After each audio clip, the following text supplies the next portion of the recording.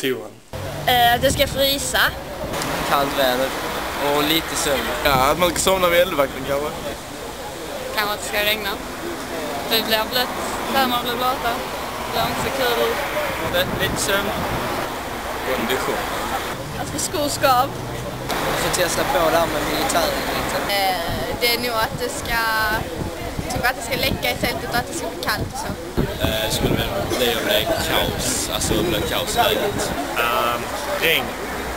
Att det ska bli skitjobbigt. Jag säger så dåligt väder.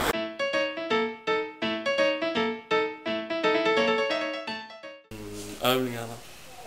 Åka hem. Tävla.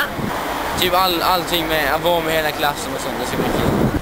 Ja, man vet inte vad vi ska göra så allt skulle bli roligt. Allt. Tävlingarna. Ja, uniform.